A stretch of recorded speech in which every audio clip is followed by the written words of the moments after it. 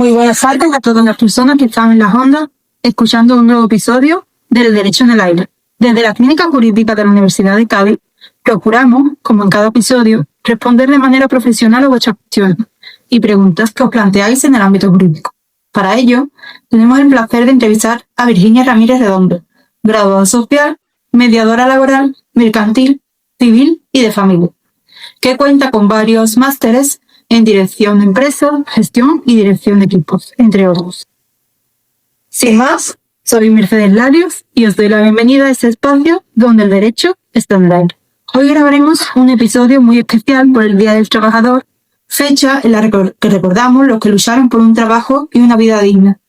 Para ello, hablaremos con nuestra invitada sobre su trayectoria profesional, comentaremos cuáles son los principales derechos y deberes de los trabajadores y finalmente abordaremos un supuesto práctico en el que analizaremos diferentes situaciones y las posibles soluciones que pueden darse.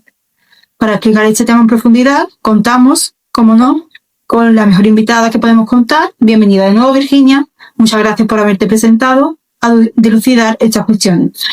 Bueno, pues como siempre un placer estar aquí, en este caso contigo, Mercedes, y las anteriores del con Carlota también.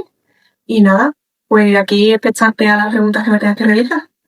En primer lugar, hemos hablado muchas veces contigo, hemos tenido muchas entrevistas, pero creo que no hemos abordado nunca la cuestión personal. Nunca hemos hablado un poco sobre ti. Entonces, en esta entrevista queremos empezarla pues conociéndote un poquito mejor y que nuestra audiencia también te conozca. Sabemos que, como hemos dicho anteriormente, eres graduada social, mediadora. ¿Podrías explicar a nuestra audiencia en qué consiste tu trabajo?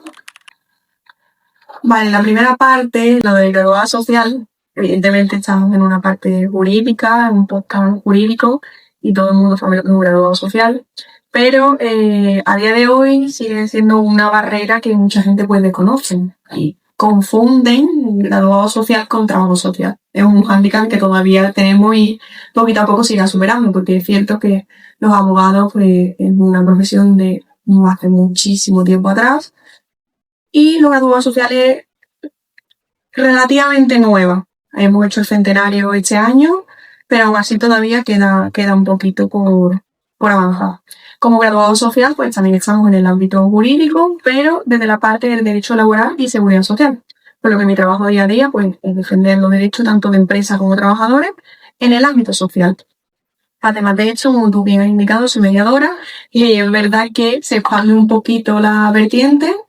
Y también mediamos, por ejemplo, en temas de civil, de familia, por los divorcios, y es un tema un poquito más variado.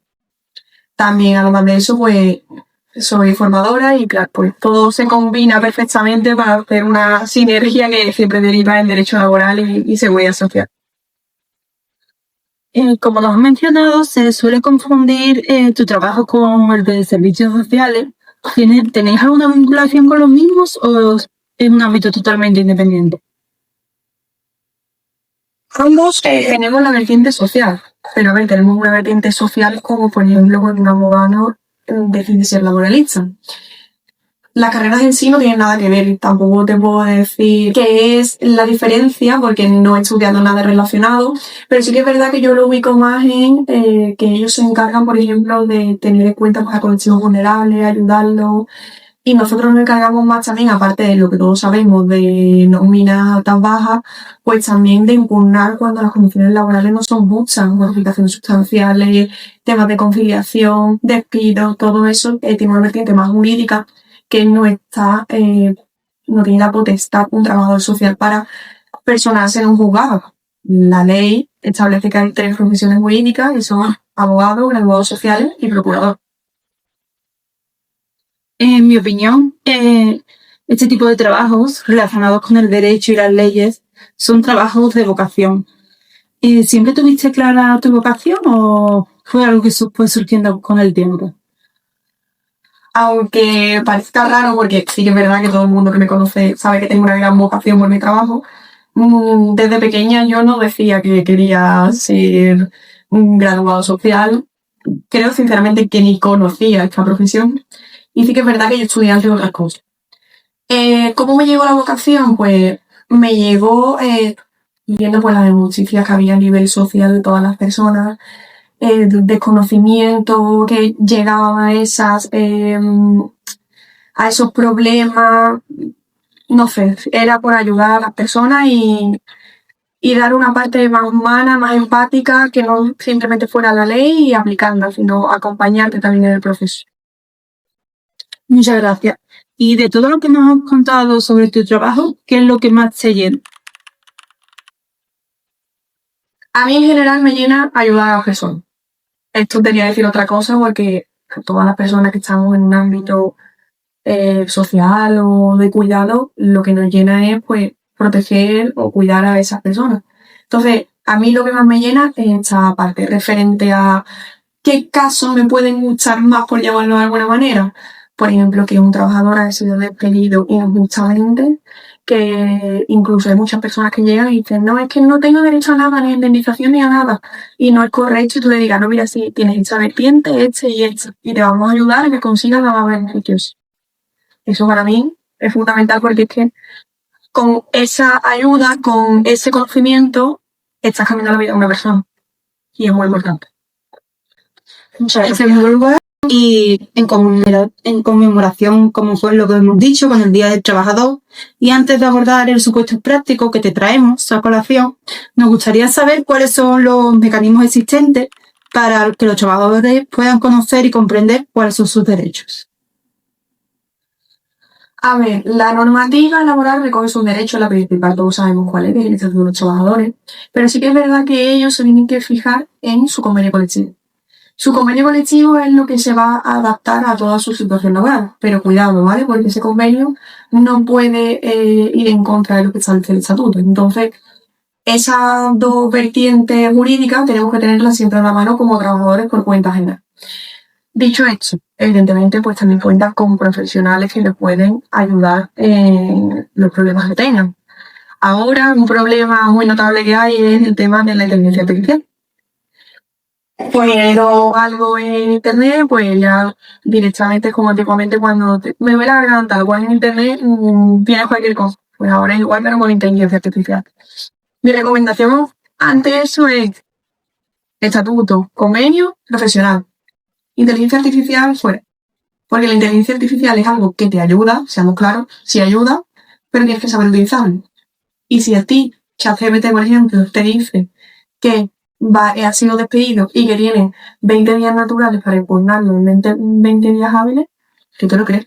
Porque no conoces la legislación. Y ahí, en este caso, no tendríamos un problema porque no habría caducidad en los plazos, pero imagínate que te dice que tienes 30 y son 20. Pues ya ahí sí podrías tener caducidad en los plazos. Así que, estatuto, convenio y profesional. Claro, como has dicho, yo creo que el uso de inteligencia artificial tiene que ser un uso como, por ejemplo, si usamos una calculadora. Tienes que tener antes un conocimiento previo y luego solamente te ayude a pulirlo. Pero como hemos hablado de los derechos y deberes que se recogen en el Estatuto de los Trabajadores, me gustaría que me digan los principales derechos y los principales deberes que consideras que tiene todo trabajador.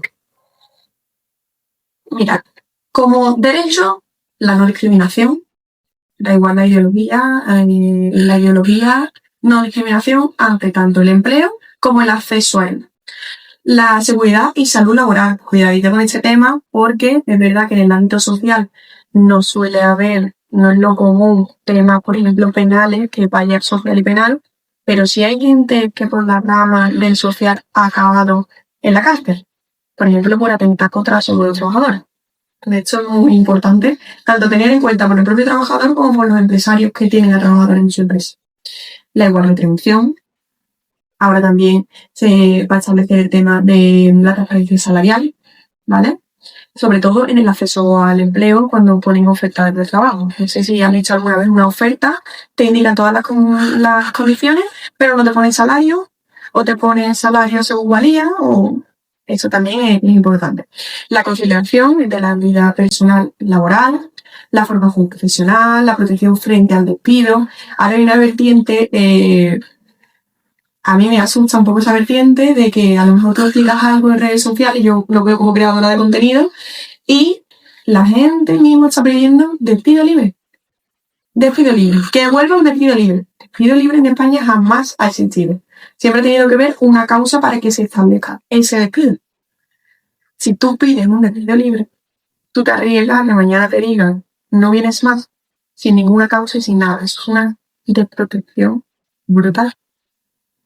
Entonces también, en esta parte de derecho, me gustaría también comentarte que hay que crear conciencia y sobre todo, aprovechando el Día del Trabajador, lo que ha costado conseguir muchísimos derechos laborales que tenemos hoy en día, no pedir que se nos quiten porque haya X cosa, X ideología, X lo que sea. Hay que valorarlo, respetarlo y evidentemente también tenemos obligación. Eso también es importante mencionar. Con lo que me has comentado del principio de no discriminación antes de pasar al caso práctico, existen países, por ejemplo, yo he estado viviendo un tiempo en Alemania, donde se fomenta el empleo de currículum en blanco, sin imponer ni el sexo ni la edad.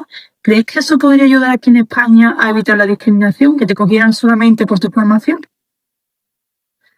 A ver, es verdad que está en médicos. Sí que es verdad que hay países en los que obligatoriamente tienes que poner, por ejemplo, tu foto en el currículum. Hay otros que no, hay otros que da igual. Estamos en un sitio, en un país, que da igual. Tú puedes ponerlo o no ponerlo. Para mí, a nivel de costumbrismo, me gusta, porque yo misma mi primer currículum lo entregaba con mi fotito. Sí que es verdad que yo nunca puse si era hombre o mujer, igual que hay alguien que pone su estado civil, y esas cosas no son necesarias. Pero pienso que estaría bien, porque quieras o no, tú inconscientemente te haces una idea de cómo puede ser esa persona. Y lo que debe de valer, yo por ejemplo estuve en selección de personal, y a mí me da igual si tú tienes el pelo verde, rubio o lo que sea. Pero hay personas que existen, aunque no sé bien si es un impedimento para ellos. Entonces, a mí la vertiente de que el currículum vaya sin fotos y sin ninguna información de carácter personal, me parece muy buena idea. Bueno, a continuación, como hemos mencionado anteriormente, vamos a pasar con el caso práctico. Es un caso un poquito enrevesado y espero que nos puedas aclarar un poco las cuestiones que te vamos a plantear. Imaginemos un caso, un señor llamado Javier Morales. Si alguien se llama Javier Morales, ha sido un nombre inventado. Padre soltero, que ha adoptado recientemente un hijo y trabaja como asalariado en una gestoría. Pueden surgir situaciones en las que los derechos y deberes del trabajador entren en conflicto o se solapen. Por ejemplo, en este caso, puede darse la situación que necesite ausentarse del trabajo, por ejemplo, para atender a su hijo enfermo. Sin embargo, esto podría entrar en tensión con su deber de cumplir el trabajo. ¿Cómo se resuelven estos tipos de conflictos? A ver, aquí entran en conflicto, nunca mejor dicho, dos cuestiones. Uno, el derecho y otro, la productividad de la empresa.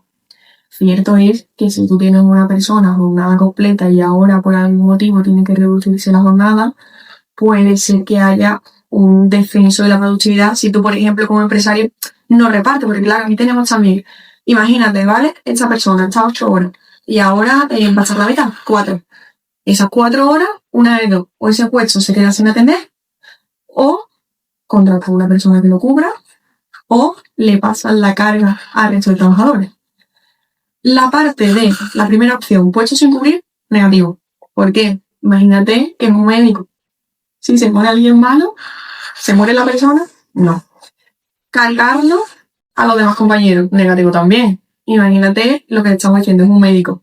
Tienes un número predeterminado de pacientes, pues hoy tienes a 5 por decirte, pero ahora como tu compañero no sabe, en vez de 5 vas a tener a 7. Es un problema también. Lo que se debería hacer, contratar a una persona para cubrir esa parte. La opción, como ya te digo, contratar a una persona, pero tristemente sé por la experiencia que hay muchas empresas que no lo hacen. Por tema de coste, por tema organizativo, por lo que quieran, pero tristemente hay más empresas que no lo hacen que las que lo hacen. Muchas gracias. Y entrando un poco en el tema de la adopción, sabemos que existen mecanismos de conciliación, pero ¿realmente se aplican en la práctica o habría alguna diferencia en el reconocimiento de los derechos si se tratara de una mujer? A ver, la legislación está establecida para que haya una igualdad entre hombres y mujeres. Mira, un ejemplo que te pongo relacionado también con el tema de los hijos. hace unos cuantos años existía la prestación por maternidad y paternidad. Ahí había diferencias. La madre, por ejemplo, eran 16 y el padre eran 12. Eso se cambió y ahora es prestación por nacimiento y cuidado del menor. Aunque por costumbrismo le digamos maternidad y paternidad, se igualó para que tuviesen la misma condición. En temas de conciliación, según la normativa, da igual que seas hombre o que seas mujer. Eres un progenitor que tiene que cuidar a su hijo. Ya está. Imaginemos que en este caso ahí es el caso de una pareja y la madre sí quiere tomar ese periodo de descanso para cuidar a su hijo, pero el padre no. ¿Puede renunciar al mismo? Tú puedes renunciar o que este sea mayoritariamente irrenunciable, perdóname, pero a lo que es la protección legal de fondo no podría renunciar. Por ejemplo, tenemos la prestación de nacimiento y cuidado del menor. Tú puedes renunciar a este derecho. Imagínate, eres padre, que es el caso de Javier Morales, y quieres renunciar al derecho de la prestación. Puedes hacerlo, pero tienes que tener en cuenta que hay un tramo en el que no puedes renunciar, que son las 6 semanas obligatorias que se tienen que disfrutar a jornada completa e ininterrumpidamente. Muchas gracias. Volviendo al caso que nos ocupa, Javier Morales, tras la adopción del menor, observa que se le asigna una carga de trabajo significativamente menor a la que tenía con anterioridad, observando del mismo modo que el volumen de trabajo de la empresa sigue siendo el mismo, además de la rebaja de trabajo con la correspondiente bajada de salario. ¿Qué podría hacer Javier en este caso? ¿Y se estaría vulnerando su derecho a la ocupación efectiva?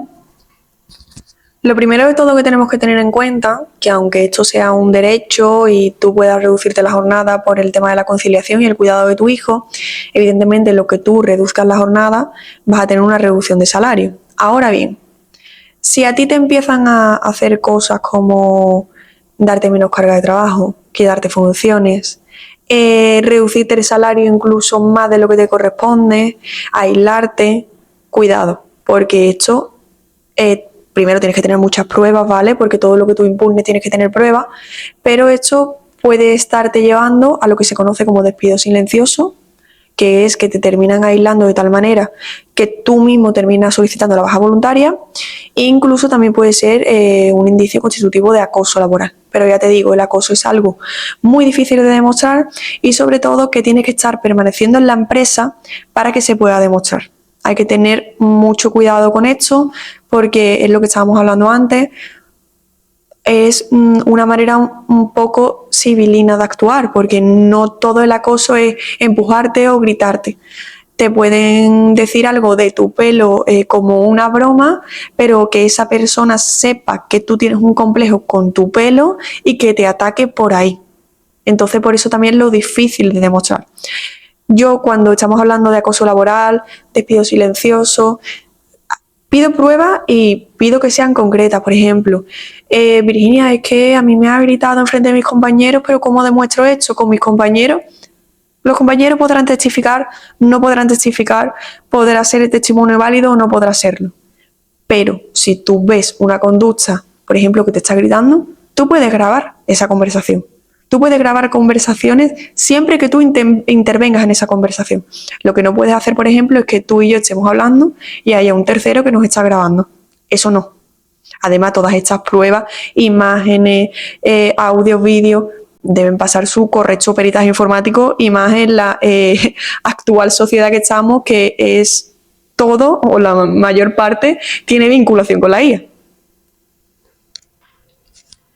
Imaginemos en este supuesto que Javier o no consigue las pruebas o las consigue, pero el periodo de tiempo en el que las consigue es muy elevado y como consecuencia de la reducción de carga de trabajo y de ingresos, decide realizar trabajos por su cuenta mientras que va recabando las pruebas, llegando incluso a prestar servicios a clientes de la propia gestoría en la que trabaja. Supongamos que es un trabajador modélico y los clientes pues prefieren que lo siga tratando Javier. ¿Podría calificarse esta conducta como un supuesto de competencia desleal?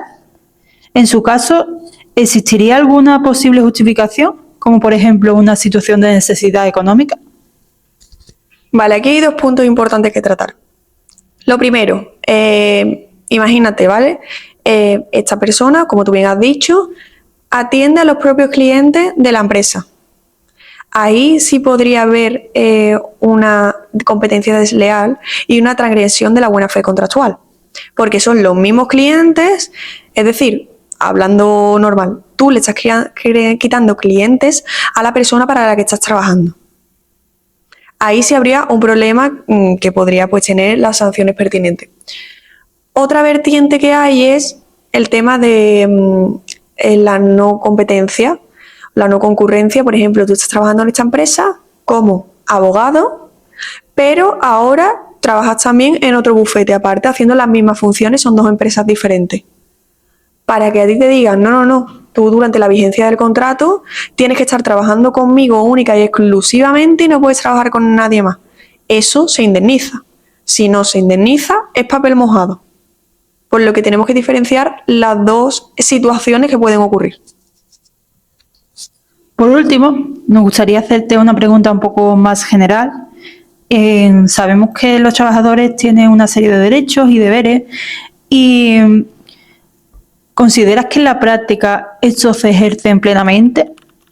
¿Y crees que el incumplimiento siempre deviene por parte del empresario?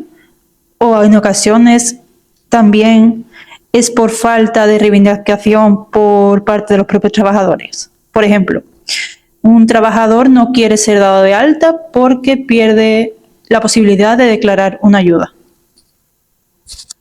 Vale, aquí nos podemos encontrar de todo, porque como yo siempre digo, cada uno es de su padre y de su madre. Sí que es verdad que de la relación laboral, aunque a algunas personas no les guste mucho oírlo, pero es una realidad. La parte fuerte de esa relación es el empresario, el empleador, como tú lo quieras denominar. Y la parte más débil es el trabajador. ¿Por qué? Porque si tú miras la definición de trabajo y demás, tiene una ageneidad y los frutos del trabajo corresponden en una parte al empresario, en una mayoritaria parte. Por eso el empresario le paga y demás. Entonces hay como, no sumisión como tal, entiéndeme, pero hay como una jerarquía. Realmente es una jerarquía. Entonces el empresario está por encima, te dice lo que tienes que hacer, en base a la ley, sí, pero te está indicando. Entonces, teniendo en cuenta que hay una relación un poco desigual, se podría tirar por la vertiente de que, bueno, que hay empresas, porque es una realidad, que no respetan ciertos derechos laborales. Pero es que, siendo 100% honesta, también hay trabajadores que no respetan los derechos laborales. Te pongo ejemplos, ¿vale? Es algo muy común y sobre todo en mi sector como graduada social, tú sabes que los graduados sociales podemos o bien acceder a la jurisdicción defendiendo casos en juzgado o estar en una asesoría haciendo altas, bajas y nóminas.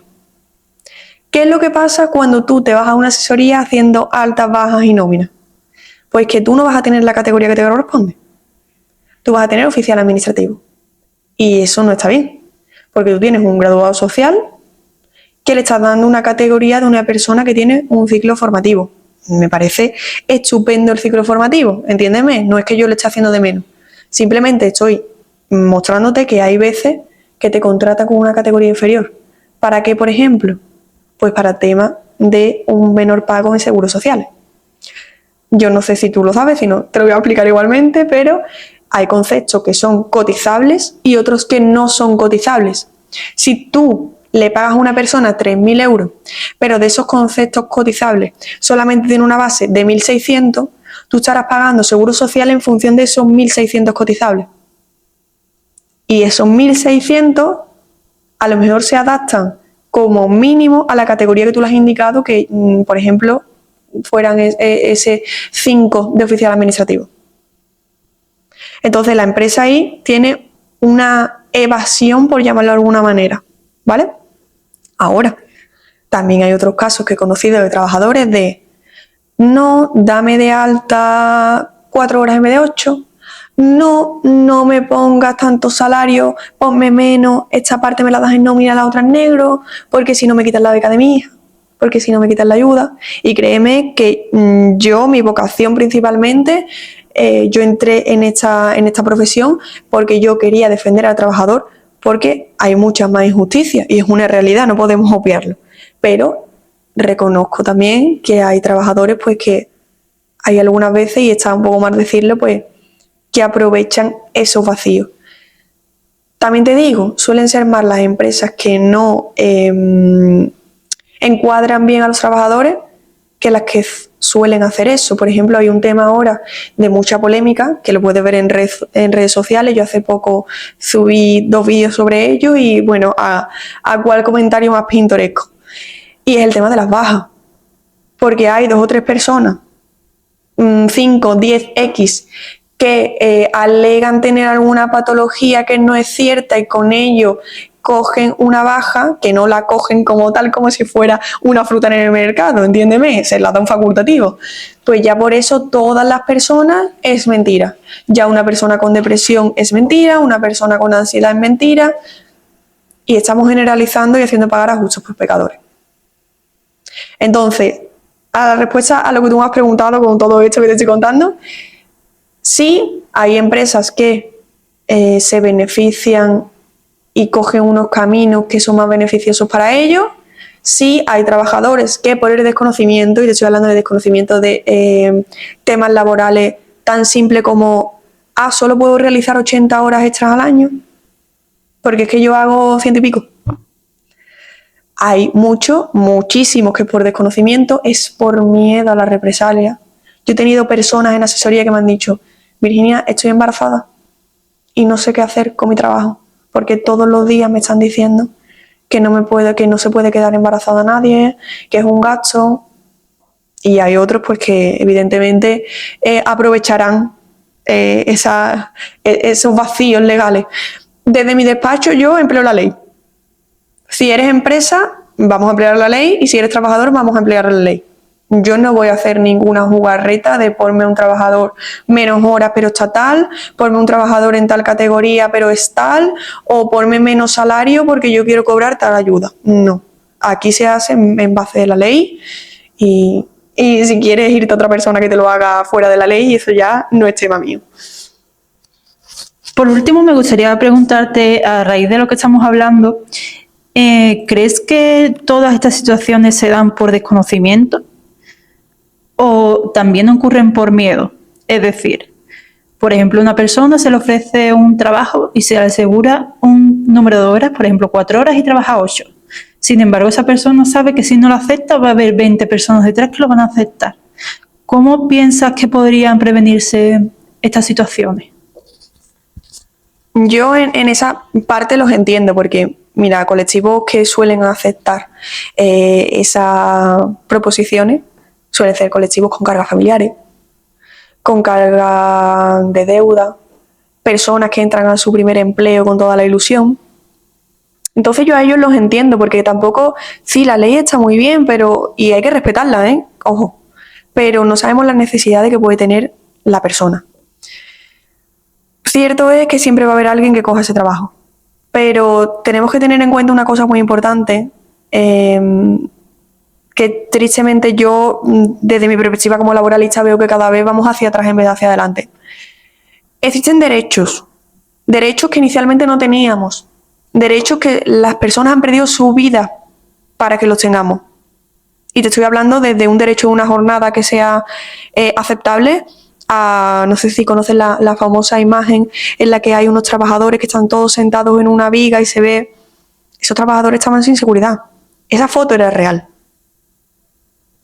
Y ahí seguramente pasaron muchas desgracias. Entiendo el miedo, entiendo la necesidad, entiendo la represalia, pero hay una cosa que se llama inspección de trabajo. Y que tú ahí, como ciudadano, yo te diría que tienes el deber de comunicarlo. Porque tenemos que ser cívicos y entender que, vale, esto a ti no te afecta, esto que está pasando de que nos ponen categorías diferentes, pero esto se hace una bola. Y va a pasar allí, aquí, y al final no te va a afectar a ti, pero te puede afectar a tu hermano, a tu primo. Y la única manera de erradicarlo es ponerlo en conocimiento. No podemos esperar que la inspección de trabajo sea un ente que está en todos lados omnipresente o que tiene una bola de cristal en lo alto de la mesa. ¿Pueden actuar de oficio? Sí, pero también necesitas un poco de nuestra ayuda.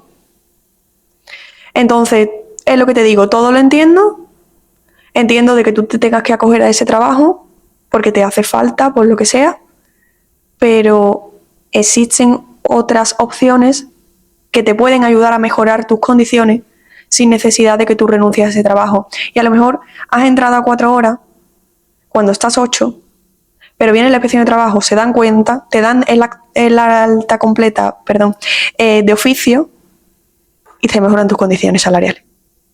Y se mejoran tus cotizaciones. Porque no hace mucho, si tú cotizabas mediodía, era mediodía lo que te contaba en tu vida laboral. Y a lo mejor había personas que habían estado 8 años trabajando y no tenían esos 8 años en su vida laboral. Y es importante que recordemos dónde estamos, pero sobre todo de dónde venimos. Y todo lo que han hecho las personas detrás nuestra. Muchísimas gracias. Agradecemos a nuestra invitada Virginia Ramírez por dedicarnos su tiempo para explicarnos los cambios que supone esta nueva legislación. Ha sido un placer entrevistarte. Actualmente, el Día de los Trabajadores se ha convertido en una fecha festiva y en ocasiones no pensamos en su origen. Pero no hay que olvidar que rinde homenaje a aquellos que lucharon por una vida digna para todos los trabajadores y trabajadoras. Por último, me gustaría agradecer a nuestra fiel audiencia por vuestro acompañamiento, confianza y fidelidad. Con las emisiones de esta temporada será nuestro mayor sustento. Sin más, hasta la próxima entrega del Derecho en el Aire, el podcast de la Clínica Jurídica de la Universidad de Cádiz, en el que continuaremos explorando juntos los intrincados caminos del derecho.